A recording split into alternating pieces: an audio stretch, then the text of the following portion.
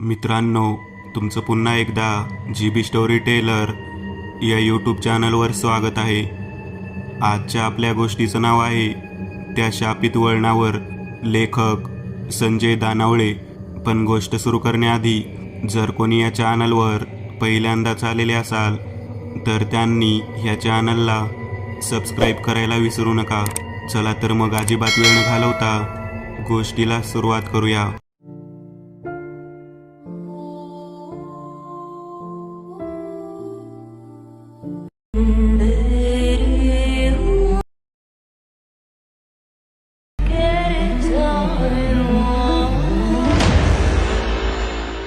पावसाळा जोरात चालू झाला होता आणि काही दिवसांनी भात लावणी चालू होणार होती. घरामध्ये पावसाळ्यात जीवनावश्यक वस्तूंचे सामान संपले होते. मग ते आणण्यासाठी तालुक्यात म्हणजे महाडला जावे लागे. कारण एखादा पावसाळा सुरू झाला की गावात येणारी एसटी बंद होत असे. मग सगळीकडे पाणी, चिखल यांचे साम्राज्य पसरत असे. कच्च्या माती दगडाचा रोड भात शेतीमधून जात असल्याने पुन्हा दगडी बांध घालून रस्ता बंद करत असत. त्यामुळे कोणतेही वाहन किंवा माणूसही जाऊ शकत नसे. काळ नदीला पूल नव्हता, कारण नदीचे पात्र इतके विस्तीर्ण होते की पूल बांधायचा म्हटलं तर 1 किलोमीटर लांबीचा बांधावा लागेल व त्यासाठी अनेक कोटी रुपये खर्च होणार होते. आणि सरकार पण लक्ष देत नव्हते, कारण त्यांना या विभागाशी काही घेणे देणे नव्हते. निवडणुका आल्या की मोठ्या घोषणा द्यायच्या आणि पुन्हा दिलेली आश्वासने विसरायची ही राजकारणी लोकांची सवय होती. त्यामुळे या विभागातील एकूण 15 गावे कायम विकासापासून वंचित होती. कोण माणूस आजारी पडला तर मोठ्या बांबूच्या टोपल्याला मजबूत लांब बांबू बांधून 4 माणसे खांद्यावर घेऊन दरमजल करत नदीकाठाने पुढील गावाचा पूल असेपर्यंत मांगरूनला जावे लागे. नंतर सकाळच्या 10 वाजताच्या एसटीने महाड नाहीतर बिरवाडीला जावे लागे. नंतर कामे आटोपून पुन्हा दुपारच्या 1 वाजताच्या गाडीने परत फिरावे लागे. एकदा गाडी सुटली की मग संध्याकाळी 7 वाजताची वस्तीची मांगरून गाडी असे. मग त्या अंधारातून मार्ग काढीत पुन्हा डोंगरदरीतून परत रात्री गावाला. असे या खडतर प्रवासाचा मार्ग असे. आसेच्या विभागात पाणी नावाचे गाव होते. आज महाडला सामान आणायला जायचे म्हणून सकाळी किसनदादा, यशवंतदादा आणि गेनुबा यांची आवरावर करायची गडबड चालू होती. किसनदादाचे किराणा मालकाचे दुकान होते.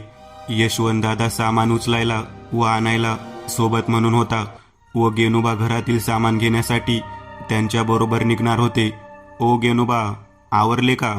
चला लवकर, नाहीतर गाडी नाही भेटायची. यशवंतदादाने आवाज दिला.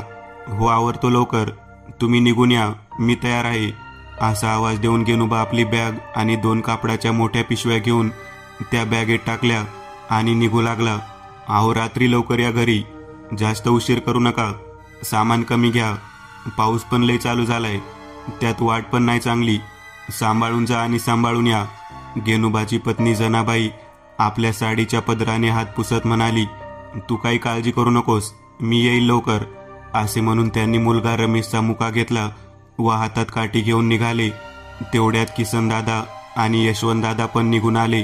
हातात छत्र्या घेऊन मोठ्या लगबगीने ते चालू लागले, कारण जर उशीर झाला तर गाडी मिळणार नाही. मग पुढे काहीच अर्थ नव्हता. दुपारी 2 वाजता जाऊन काही फायदा नव्हता. कोणत्याही परिस्थितीत 10 वाजेपर्यंत मांगरूनला पोहोचायचे होते. मग ते एक टेकडी चढून दापोली नदी पुलावरून पंदेरी गाव आणि नंतर त्या गावाच्या पुढे काळ नदीवर एका अरुंद जागेत एक छोटासा पूल होता.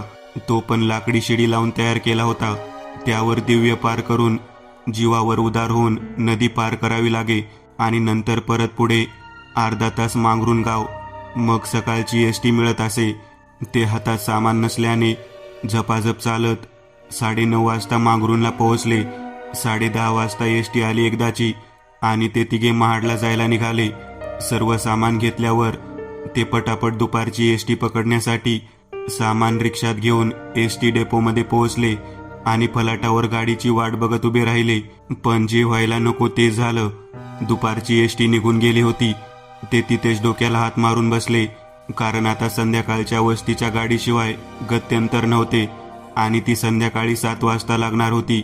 आता दुपारचे 2:30 वाजले होते. गाडी लागायला अजून 5 तास बाकी होते. नशीब आज पावसाने कृपा केली होती, नाहीतर अजूनच धांदल उडाली असती. वाट बघता बघता संध्याकाळचे 7 वाजून गेले, पण अजून काही गाडी लागण्याची चिन्हे दिसेनात. म्हणून किसन दादा चौकशी करायला काउंटरवर गेले. साहेब, मांगरून गाडी नाही लागली अजून, 7 वाजून गेले. किसन दादा चौकशी मास्तरला म्हणाले. त्यांनी रजिस्टर चेक केले.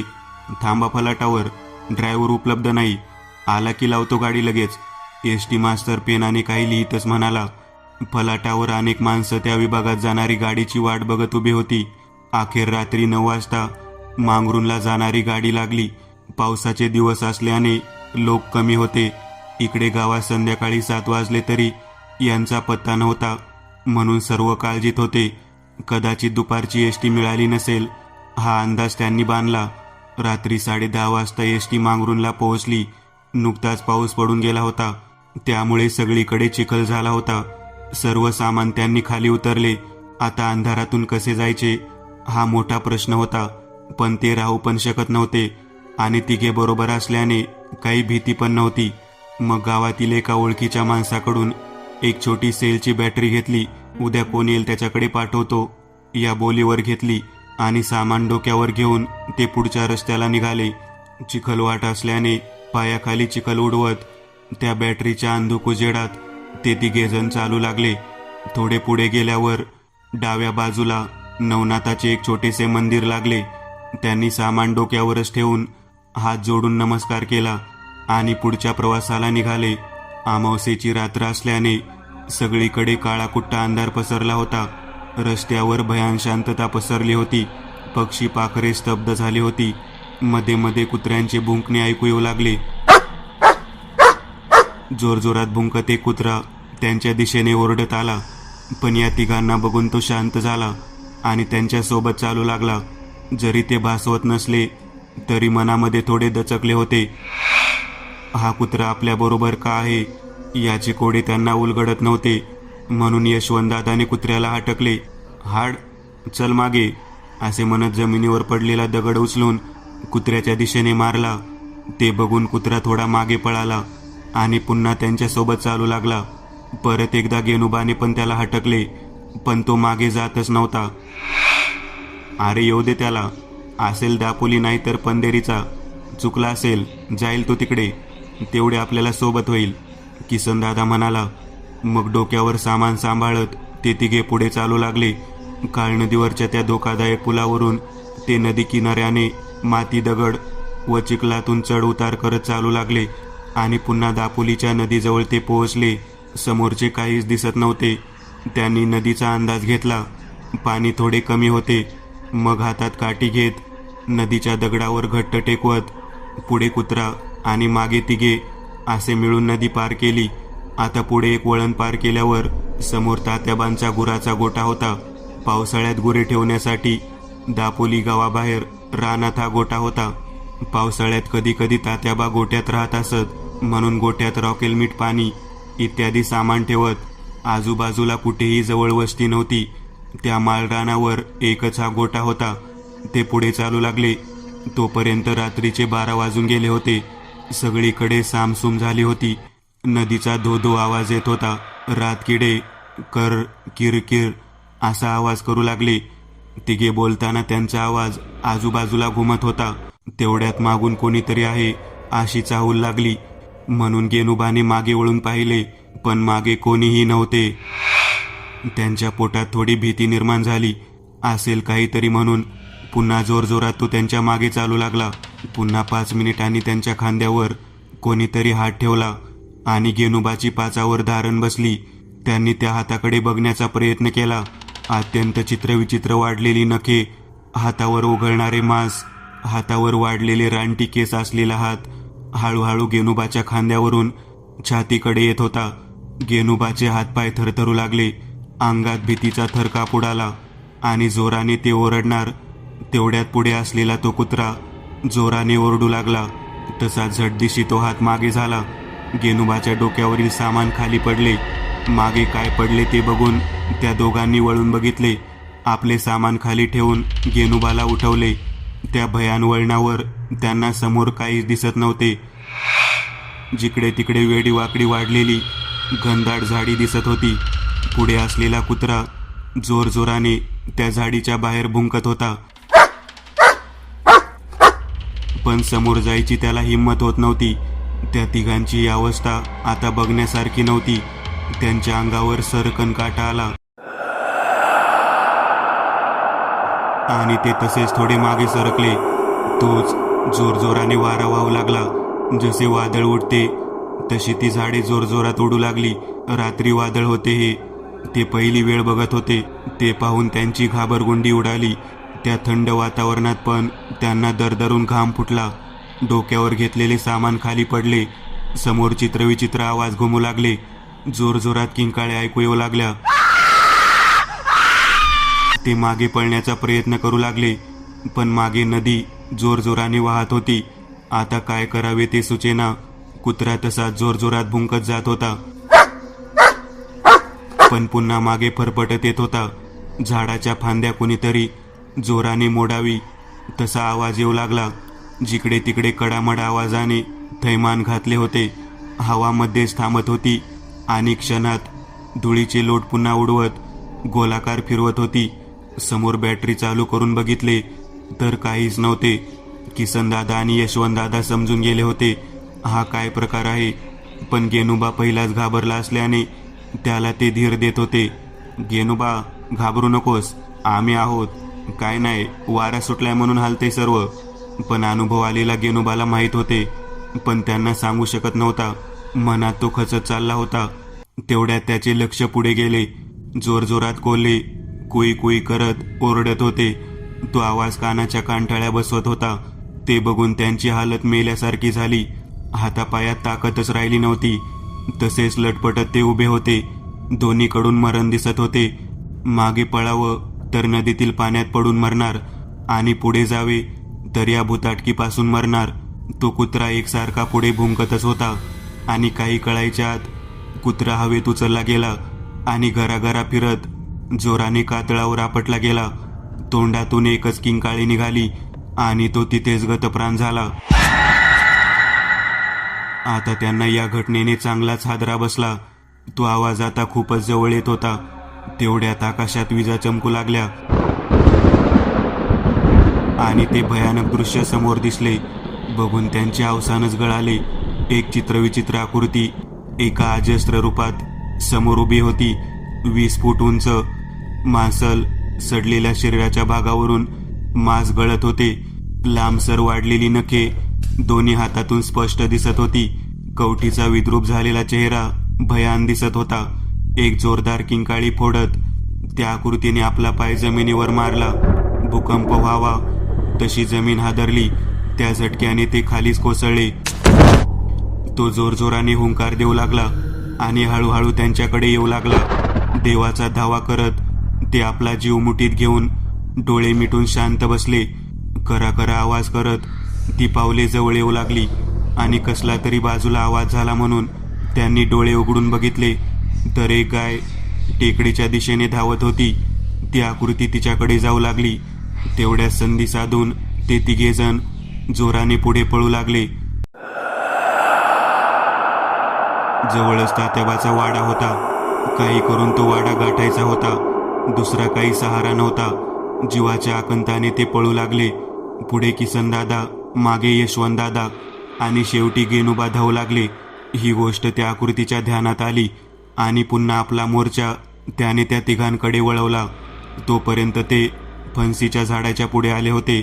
10 पावले तात्यांचा गोठा लांब होता. मागून जोरजोरात किंकाळ्या फुटत होत्या. जोरजोरात धापा टाकत ते गोठ्याच्या दाराजवळ आले आणि जोरजोरात दाराची कडी वाजवू लागले. तात्याबा, तात्याबा, घाबरल्या सुरात यशवंतदादाने आवाज दिला. आतून काही प्रतिसाद येत नव्हता. तोपर्यंत मागून ती पावले जवळ येत होती तशी यांची घाबरगुंडी उडत होती.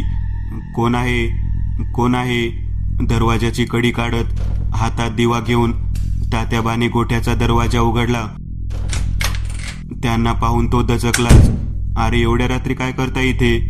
तात्याबाने विचारले. ते जाऊ द्या, पहिले आत घ्या आम्हाला, असे म्हणून ते झटकन गोठ्याच्या आत आले आणि खाडकन आतून दार लावून घेतले आणि जोरजोराने उसासे घेऊ लागले. पूर्ण अंग घामाने भिजले होते. डोक्यापासून घामाचे ओघळ पायापर्यंत येत होते. तोंडातून शब्द निघत नव्हते. तात्याबाने पुन्हा काय झाले म्हणून विचारले. मग ते घडलेली हकीकत सांगू लागले. तोपर्यंत तात्याबाने गोठ्यामधला कंदील लावला. आता गोठ्यात चांगला उजेड पडला होता व गोठ्यातील सर्व दिसू लागले आणि त्यांना हादराच बसला व पायाखालची वाळू सरकली. अंगावर सरकन काटा आला आणि एका सुरात ते म्हणाले, गेनुबा, गेनुबा कुठे आहे? ते जीवाच्या आकंताने एवढे जोरात पळाले होते की त्यांनी मागे वळून बघितलेच नाही. काय झालं? सर्वजण आले का नाही? आता त्यांचे अवसानच गळून गेले. छातीची धडधड वाढली आणि त्यांनी तात्याबाला गेनुबा नसल्याचे सांगितले. या विचित्र वळणावरची दर अमावस्येला होणारी घटना त्याला माहीत होती, पण तो आज गप्प बसला. सर्वप्रथम त्यांनी गोठ्यामधली चूल पेटवली. 2-3 मोठ्या लाकडी ओंडक्याची तोडलेली फाटी चुलीत लावली आणि सर्व गोठा त्या आगीच्या उजेडात उजळून गेला. दादा, आपल्याला पहिले गेनुबाला शोधले पाहिजे, नाहीतर तो खवीस त्याला सोडणार नाही, तात्याबा म्हणाला. खवीस म्हणजे? माहीत आहे तुम्हाला सर्व? किसनदादाने तात्याबाकडे बघत विचारले. हो, खवीस. दर अमावस्येला रात्री या वळणावर त्याचा अंमळ असतो. मग तो त्या दिवशी कोणालाही जुमानत नाही. असं म्हणतात असणाऱ्या सर्व शक्ती त्याला वश होतात. मग त्याला रक्ताची तळप येते आणि कोणी या वळणावर जाईल त्याला तो सोडत नाही. मग जनावरे पण तो खातो आणि माणसे म्हणजे त्याचे आवडते खाद्य आहे. आज अमावस्या आहे आणि खूप दिवस या वाटेवरून कोणी गेले नाही व चुकून तुम्ही आज आलात, तेही नेमके अमावस्येच्या दिवशी. आता पहिले आपल्याला गेनुबाचा शोध घ्यावा लागेल. असे म्हणून तात्याबाने एका लोखंडाच्या तारेला बाजूला पडलेल्या घोंगडीचा तुकडा फाडून घट्ट बांधला आणि त्यावर थोडे रॉकेल टाकून पेटवले आणि त्या टेंब्याला घेऊन तो गोठ्याच्या बाहेर पडला आणि पाठीमागून दोघांना यायची खून केली. ते घाबरतच तात्याबाच्या पाठीमागून चालू लागले. चालताना त्यांचा पावलांचा आवाज पण ऐकून जीवाचा थर कापुडत होता. अंगावर रोमांच उभे राहत होते. धपधप पावलांचा आवाज करत तात्याबा सावधपूर्वक एक एक पाऊल पुढे टाकत आजूबाजूला शोध घेत चालत होते. तोच मागून दनादन कोणीतरी पळण्याचा भास झाला. मागे घोडे किंकाळून पळावे तसा टपटप आवाज आला आणि विरळ होत गेला. तात्याबाने दोघांना पुढे न येण्याची खून केली आणि एकमेकांना न सोडण्याचे सांगितले. काळजात धस होत होते. जीवाची काही बरे वाईट होईल ती भीती आणि गेनुबा कुठे असेल ती काळजी त्यांना अस्वस्थ करत होती. आता ते फणसीच्या झाडाखालून थोडे पुढे चालू लागले आणि त्या विचित्र वळणाकडे लक्ष गेले. समोरचे दृश्य बघून ते धाडकन मागे उडाले, पण परत सावध होऊन तात्याबाला मागे पकडून बघू लागले. त्या काळ्या खविसाने गेनुबाला खाली जमिनीवर झोपवले होते आणि तो छातीवर बसून त्यांच्या गळ्यावर काहीतरी करत होता. थोडे पुढे जाऊन बघितले तर तो आदाशासारखा गेनुबाच्या देहावर तुटून पडला होता. गेनुबा जोरजोराने हातपाय आपटत होता, पण त्या अफाट शक्तीपुढे सर्व व्यर्थ झाले. स्वतःचा प्रतिकार करता करता गेनुबाचे हातपाय शांत झाले आणि त्यांची प्राणज्योत तेथेच मालवली. रक्त पिण्यासाठी चटावलेला खवीस गेनुबा मेल्याने भयंकर चिडला आणि त्याने जोरात एकच किंकाळी फोडली. त्या गगनभेदी किंकाळीने आसमंत दुमदुमला. वटवागुळ सैतानासारखे उडू लागले. ते पाहून त्या दोघांनी एकाच टाहो फोडला आणि खविसाचे लक्ष त्यांच्यावर गेले. आता त्याने आपला मोर्चा त्या तिघांवर वळवला, पण तात्याबाच्या हातात पेटलेला टेंबा असल्याने तो पुढे यायला दचकत होता. दादा, एक काम करा, मी या खवळलेल्या खविसाला मागे मागे करतो. तोपर्यंत तुम्ही दोघे गेनुबाचा मृतदेह लवकर उचलून गोट्यात घेऊन जा. माझ्याकडे आग आहे आणि हा खवीस आगीच्या जवळ येणार नाही, म्हणून जेवढे लवकर होईल तेवढे लवकर त्यांना घेऊन जा. नाहीतर गेनुबाचा देह पण हा ठेवणार नाही. शरीराचे लचके लचके तोडून तो खाऊन टाकेल. मग तात्याबा पेटलेला टेंबा घेऊन पुढे पुढे सरकत होता. तसा तो खवीस जोरजोराने हुंकार देत मागे सरकत होता. थोडे 10 पावले मागे सरकल्यावर त्या दोघांनी संधी साधली आणि गेनुबाच्या मृतदेहाला एकाने 2 हात पकडले आणि दुसऱ्याने 2 पाय पकडून गचकन उचलला आणि धावतच गोट्याकडे धूम ठोकली. तोपर्यंत खवीस बराच मागे गेला होता. गेनुबाचा मृतदेह ते दोघे घेऊन गेल्याची खात्री झाल्यावर तात्याबा परत पुढे टेंबा पकडत हळूहळू मागे जाऊ लागला. हळूहळू टेंबा विजू लागत होता. तात्याबाने संयम सोडला नाही. आपल्या गळ्यात असलेल्या हनुमंताच्या ताईताला जोरात पकडून ठेवले आणि मागे धूम ठोकली. खवीस पण त्यांचा पाठलाग करत धावू लागला. पण तोपर्यंत तात्याबाने गोठ्यात प्रवेश केला होता. गोठ्याच्या आतमध्ये गेल्यावर तात्याबाने गोठ्याचा दरवाजा धाडकन लावला आणि भेदरलेल्या नजरेने तो इकडे तिकडे बघू लागला. किसनदादा आणि यशवंतदादांनी एकच टाहो फोडला होता. ए गणूबा, उठ ना, उठ उठ माझा राजा, जनेबाई वाट बघते घरी, चल लवकर जायचे आपल्याला. असा टाहो फोडत यशवंतदादा त्याच्या गळ्याला पकडून रडत होता. डोळ्यातून अश्रूंची गंगा वाहत होती. किसनदादा एक कोपऱ्यात सुन्न होऊन बसला होता. सकाळी आनंदात निघालेला गेनुबा त्यांची साथ सोडून गेला होता. गेनुबाचा देह निपचित पडला होता. त्या देहाकडे बघत किसनदादा हापकून गेला होता.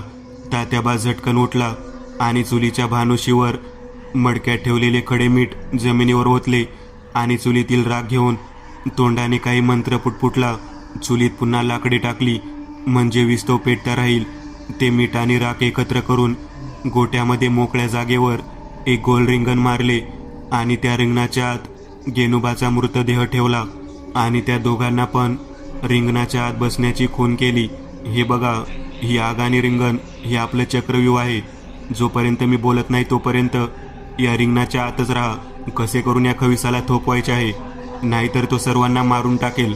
तात्याबाने त्या दोघांना सांगितले आणि ते देवाचा धावा करत थरथरत्या अंगाने प्रेताच्या बाजूला बसले. इकडे गेनुबाचा मृतदेह घेऊन गेल्यामुळे खवीस संतापला होता आणि ते तिघे पण पळाले व तात्याबा पण हातातून निसटला होता. आता काही करून शिकार सोडायची नाही असा चंग खविसाने बांधला. तो गोट्याच्या बाहेर किंकाळ्या फोडू लागला. गोठा मंतरलेला असल्याने तो आतमध्ये जाऊ शकत नव्हता. मग त्याने बाजूला फणसीचे झाड काडकन मोडले आणि गोठ्यावर फेकले. बाहेर झालेल्या भयंकर आवाजाने त्यांच्या पोटात भीती निर्माण झाली. बाहेर खवीस असल्याची जाणीव त्यांना झाली होती. ते झाड गोट्याच्या मागच्या बाजूला पडले. त्यामुळे वाड्याची कौले फुटली आणि ते उठून पळू लागले. पण तात्याबाने दोघांना हाताला धरून पुन्हा खाली बसवले. खवीस बाहेर चित्रविचित्र नाचू लागला. त्यामुळे जमिनी गदगद हालू लागली. ते भेसूर स्वर त्यांना घाबरायचे अनेक प्रयत्न करू लागले. पण जीवाच्या भीतीने त्यांनी गोट्यात राहणे पसंत केले. काही वेळानंतर त्याचा आवाज शांत झाला. आता बाहेर काय हालचाली चालल्यात ते स्पष्ट ऐकू येत होते. तेवढ्यात गोट्याच्या दरवाजाची कडी कोणीतरी वाजवली. तो आवाज ऐकून त्यांचे शरीर पुन्हा धडधड करू लागले. तो जोरजोराने कडी वाजवत होता. इकडे आत गेनुबाचा मृतदेह आणि बाहेर खविसाची भीती. नशीब तात्याबा होता, नाहीतर काही झाले असते आणि नाहक बळी गेले असते. आता कडी वाजवून प्रतिसाद न मिळाल्याने दरवाजावर एकच थाप पडली. आव तात्याबा, दरवाजा खोला की, किती वेळ लावताय? बाहेर एक मंजूळ स्वरात एक बाई आवाज देत होती. कोण तू? मी नाही ओळखत, जा पुढे. तात्याबाने आवाज दिला. ओळखत नाही? मी साळू. आणि पुढे कसे जाऊ? आज पाहुणे आलेत नवं आपल्या वाड्यात, एकदा भेटू द्या आम्हाला, तिने प्रेमभरात विनंती केली. ही खविसाची चाल तात्याबाने ओळखली आणि गप्प राहिला. मग शिकार एकटाच खाणार काय? मला पण वाटा पाहिजे. लई दिवस माणसाचे रक्त नाही मिळाले. उघड दरवाजा, आपण खाऊ दोघे. असे ऐकल्यावर दोघांचे अवसान गळून गेले आणि संशयित नजरेने ते तात्याबाकडे बघू लागले. तो तात्याबाचा चेहरा बेसूर दिसू लागला. त्याचे डोळे आग ओकू लागले. तो हवेत विचित्र हातवारे करू लागला आणि काही कळताच तात्याबा एखाद्या विजेच्या वेगाने उठला आणि दरवाजाकडे जाऊ लागला. ते पाहून दोघे जीवाच्या आकंताने जोरजोराने ओरडत उठले आणि पळण्याचा प्रयत्न करू लागले. तोच तात्याबाने एक जोराचा हिसका देऊन त्यांना गोठ्यात आडवे केले आणि पुन्हा त्या रिंगणात बसवले व दरवाजाजवळ मंत्र बोलून चिमूटभर राख टाकली आणि त्यांच्या जवळ येऊन म्हणाले, अरे येडे आहात का तुम्ही? तो तुमचे मन परिवर्तन करतोय. कसे करून त्याला तुम्हाला वाड्याच्या बाहेर काढायचे आहे. विश्वास ठेवा माझ्यावर. मी तुम्हाला वाचवण्यासाठी बसलो इथे. नसेल विश्वास तर जा बाहेर, वाचवा तुमचा जीव. मी नवनाथांचा भक्त आहे. तो खवीस मला काही करू शकणार नाही. गप्प बसात. हे ऐकताच दोघे पुन्हा गेनोबाच्या प्रेताजवळ जीव मुठीत घेऊन बसले. अनेक युक्त्या करून झाल्या तरी त्यांना गोट्याच्या बाहेर आणायला त्या खविसाला यश येत नव्हते. रात्र सरत चालली होती. कोणत्याही परिस्थितीत त्यांना बाहेर काढले पाहिजे म्हणून तो आता जोरजोराने आवाज देऊ लागला, तात्याबा त्यांना बाहेर काढ, नाहीतर तुला पण मारून टाकू. माझी शिकार मला दे. तात्याबा पण हुशार होता. तो काहीच उत्तर देत नव्हता. तेवढ्यात एक जोरात आवाज झाला आणि गोठ्याची मातीची भिंत क्षणार्धात कोसळली. खविसाला गोठ्यात यायला रस्ता मिळाला होता. जोरजोराने किंकाळ्या फोडत तो गोठ्यात घुसला, पण ते रिंगणात असल्याने त्याला बाहेर काढता येत नव्हते. मग त्याने आपला हात हवेत लांब केला आणि त्यांच्या समोर धरला. ते बघून त्यांची भंबेरी उडाली. एक 5 फुटी साप खविसाच्या हातात डुलत होता आणि तो साप त्यांच्यावर सोडणार तेवढ्यात तात्याबा वेगाने धावत बाहेर आला व खविसावर झडप घातली. दोघांमध्ये कुस्ती सुरू झाली. आता काय करावे हे दोघांना समजत नव्हते. मग यशवंतदादा उठला आणि जवळ असलेल्या चुलीमधला एक मोठा जळक्या लाकडाचा तुकडा उचलला आणि पाठीमागून त्या खविसाला जोराने मारला. मागून झालेल्या आगीच्या हल्ल्याने खविसाने तात्याबाला लगेच सोडले आणि मागे पळू लागला. तसा यशवंतदादा जोरजोराने त्या जळत्या लाकडाने त्याला मारू लागला. खवीस जोरजोरात हुंकार मारत होता आणि एक जोरात किंकाळी फोडत नाहीसा झाला. सर्वांनी आकाशाकडे बघितले तर तांबडे फुटले होते आणि ती काल रात्र संपली होती. दादांनो, मी आता जातो. गुरांना चारा कापायचाय. आता सकाळ झालीये. तो गेला निघून. एक काम करा, एक जण थांबा या मृतदेहाजवळ आणि एक जण गावात सांगायला जा, म्हणजे गाववाले येऊन घेऊन जातील हा मृतदेह. घाबरू नका, काही नाही होणार आता. असे म्हणत त्या अंधारात तात्याबा नाहीसा झाला. ते दोघे खूप दुःखी झाले होते. रात्री झालेल्या घटनेने एक जीव गेला होता. जर तात्याबा नसता तर त्यांना पण जीवाला मुकावे लागले असते. स्वतःला सावरत त्यांनी चुलीतली आग लाकडी टाकून पेटवली आणि यशवंतदादाला प्रेताजवळ ठेवून किसनदादाही दुःखदायक घटना सांगायला गावात निघून गेला. सकाळी गावातील माणसे नुकतीच उठली होती. सकाळची पहिली तयारी म्हणून चूल पेटवून आंघोळीला पाणी तापत होती. रात्री धनी आले नाहीत म्हणून जनाबाई पण काळजीतच होती. त्या काळजीने ती रात्रभर झोपली नव्हती. तो समोर किसनदादा दिसला आणि तिच्या चेहऱ्यावर आनंद उमटला. आता मागे गेनोबा पण असतील म्हणून ती वाट पाहू लागली. पण एकटा किसनदादा आला होता. किसना, गेनोबा नाही आले, जनाबाई काळजीच्या सुरात म्हणाली. हे ऐकताच किसनदादा जोरजोरात रडू लागला. पुढे काय बोलावे ते त्याला बोलता येईना. तोपर्यंत आजूबाजूला राहणारे गाववाले जमा झाले होते. जनेबाय, गेनोबा गेला असं म्हणत किसनदादा जोरजोरात रडत बसला. त्याचे हे शब्द कानावर पडताच जनाबाई मटकन खाली बसली आणि तिने एकच हांबरडा फोडला. घरात सगळीकडे रडारड झाली. काही एक आजार नसताना एक कमावणारा आधार आज निघून गेला होता. बघता बघता वाऱ्यासारखी बातमी सर्व गावात समजली आणि गावामध्ये मातीची ताकीद फिरली. सर्व नातेवाईकांना सांगण्यात आले. एव्हाना सर्व गावकरी जमा झाले आणि गेनोबाचे प्रेत आणण्यासाठी तात्याबाच्या गोठ्याकडे निघाले. सर्वांच्या मनात या घटनेचे दुःख झाले. अशा अचानक झालेल्या मृत्यूचे कारण किसनदादाने कोणाला सांगितले नव्हते. गेनोबाचा मृत्यू नदी पार केल्यावर थंड पाणी असल्याने गारठून वाताचा झटका येऊन झाला एवढे सांगितले होते. सर्वजण त्या गोठ्यात पोहोचले होते. यशवंतदादा हाताश नजरेने सर्वांकडे पाहत होता. गावकऱ्यांनी गेनोबाचा मृतदेह घोंगडीत गुंडाळला आणि एका मोठ्या जाड बांबूला बांधला. 10 माणसे मागे पुढे होत खांद्यावर घेऊन गेनोबाचा मृतदेह घेऊन पुढे चालू लागले. आपले सामान तिकडे पडले आहे म्हणून आणायला ते अजून 4 माणसे घेऊन त्या वळणावर पोहोचले. दोघांच्या मनात भीती उमटली होती. ते दबकत पुढे जाऊ लागले, पण अपेक्षेप्रमाणे काही झाले नाही. ती जाळ झाडे एकदम शांत होती. त्यांचे सामान तसेच बाजूला पडले होते. त्यांनी सामान त्याबरोबर आलेल्या माणसांच्या डोक्यावर दिले आणि आजूबाजूला नजर फिरवली, पण तो रात्री मेलेला कुत्रा पण कुठे दिसला नाही. मग ते मनामध्ये विचार करत पुन्हा तात्याबाच्या गोठ्यात आले आणि आश्चर्यचकित झाले. रात्री खविसाने पाडलेले फणसीचे झाड, तोडलेली भिंत, सारे काही गायब होते. भिंत अजिबात तुटली नव्हती आणि फणसीचे झाड पण तुटले नव्हते. हा चमत्कार कसा झाला म्हणून ते एकमेकांना विचारणार. तोच तात्याबा धापा टाकत त्यांच्या जवळ येत म्हणाला, किसन दादा काय करताय इथे, आणि एवढी माणसे काय करताय तिकडे? हा तात्याबा काय बोलतोय हे त्यांना कळेना. आहो तात्याबा, रात्री तुम्ही तर आमची मदत केलीत, नाहीतर आम्ही पण गेनुबा बरोबर मेलो असतो.